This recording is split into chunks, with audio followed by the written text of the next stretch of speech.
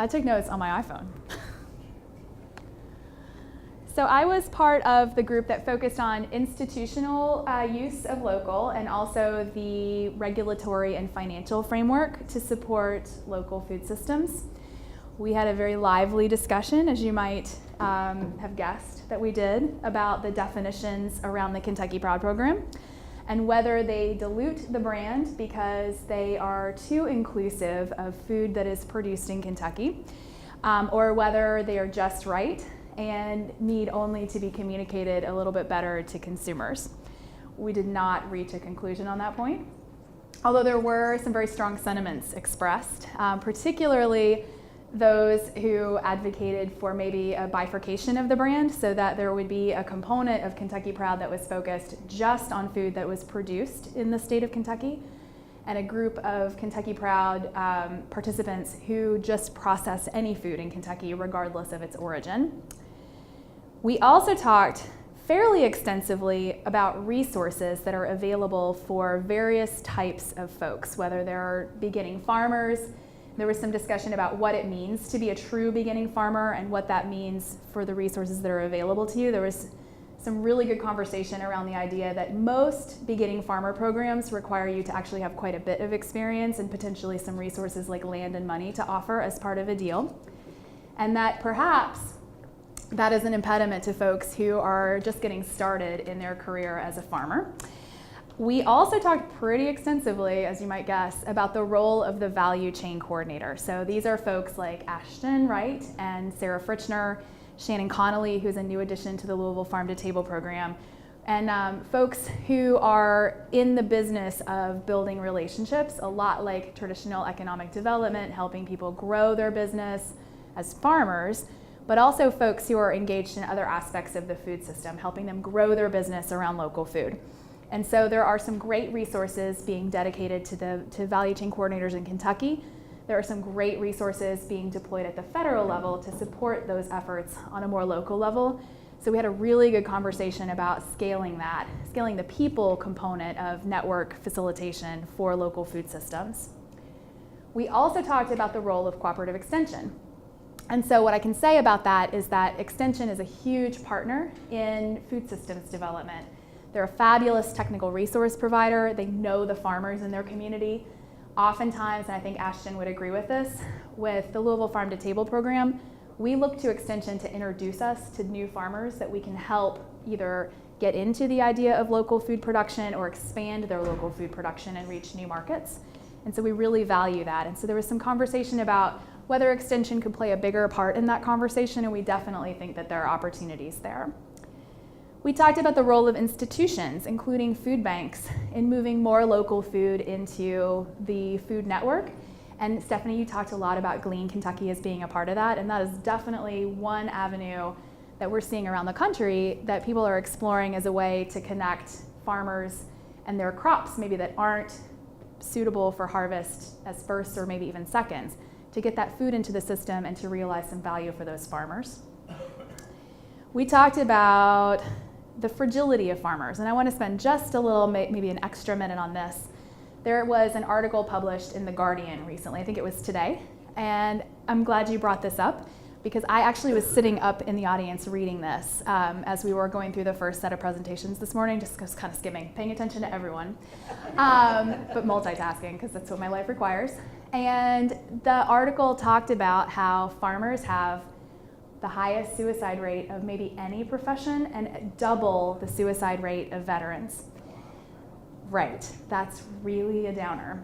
But it speaks to the risk and it speaks to the precariousness of having your livelihood depend on something that's entirely beyond your control. The weather, the market, individuals saying, I'm gonna make a commitment to this food that you're producing. And so as we think about food systems and we think about local food and the work that each of us do on a daily basis to try to grow and expand opportunities for Kentucky farmers, it's really important that we start to think about people's individual well-beings as tied into the work that we do. And understand that there's a huge amount of stress in not knowing whether you're gonna get a paycheck when you make a delivery to somebody or whether somebody's gonna turn you away with a deal that you thought you had in hand. So, most of us get a paycheck every 2 weeks. In some cases, it gets direct deposited, so you don't even have to worry about it. But it's not that way for most farmers. And so that was a big piece of our conversation. The last thing that I will leave you with, two things actually. We had a really good, a brief but good conversation about the role of the Kentucky Community and Technical College system in providing training opportunities, not just for farmers, but also through culinary programs for people who are interested in becoming chefs or becoming value-added processors. There's more conversation to be had there, and this is a resource that we don't always think about, but is there in every community. We also talked about perhaps the value of developing a local food systems stakeholder council. This would be something like a food policy council, but maybe actually one of the outcomes of this conversation is that we'll start to act more like one because all of us have a role to play in that type of activity. And the last thing I'll leave you with is a comment about deer and not steer. So there was a question raised about the adequacy of the meat processing system in Kentucky, because right around this time of year, a lot of processors that have a focus and an ability to process steer are actually processing deer, making it really hard to complete the cycle for meat production in Kentucky. And so there are lots more resources now for meat processing than there used to be, even just as of 3 to 5 years ago, but still perhaps more opportunity in that area. So with that, I will welcome anyone who is part of the conversation in my room to jump in, because I missed something, I'm sure. So who else in that group, because I know there was almost 20 people in there. It was big. That have something to add to what Teresa has just commented on. I just wanted to say that I'm from the Kentucky Association of Food Banks, and Stephanie mentioned a lot about the food bank's role, or Clean Kentucky's role in getting food to the food banks. And so we kind of sometimes work together a little bit, but we are able to pay farmers for their produce, but they have to bring it to us. So Stephanie comes in, Clean Kentucky comes in whenever you don't have the capacity to pick it and bring it, but we pay below wholesale, just below wholesale prices for 28 different crops. There's some that we will take, like berries. Right. Which I know I didn't talk about that much in our group discussion, but I wanted to say that while I have a chance. So Thank you. Yeah, one of the things I'm learning here, because I've not been involved a lot in ag, is how much I don't know. And I know we're going to talk to the education group in a minute. That's one of the challenges and one of the needs going forward. Other comments from others in the audience? In addition to talking about Kentucky Proud, we also talked about organic, USDA Yep. organic. Laura helped explain it to us.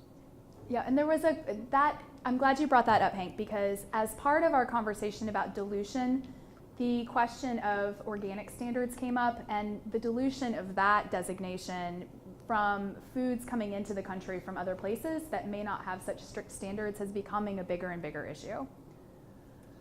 Yeah, and one of the things that when we published the video of that session, it really identifies some really big challenges that we have with Kentucky Proud label. I know the department here, Tim and Warren Beeler and them, they want to make this work, but from the feedback we got here in a previous local foods conversation that we had, this is an ongoing issue that's going to have to be addressed. I think at Blaine Early's local food thing we had a month or so ago, somebody in the room said that they were taking a tour of these Japanese, were going through the sales at Keeneland, and they saw Kentucky Proud. He says, "Do you all eat horses?" So again, it's just an example of what needs to be done to differentiate and the like. Other comments or questions? Yes, sir. On the discussion about meat processing, we are adding capacity, but what we're not doing is changing the structure in a way that will reduce the cost. Because it costs us $400 to $500 a head typically for an animal that goes all the way through cut, wrapped, and frozen.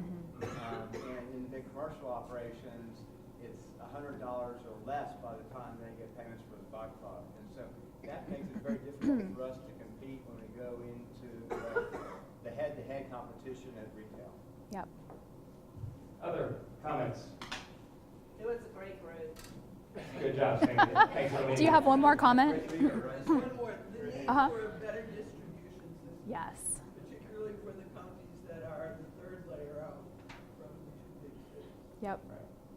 Thank you. Other comments?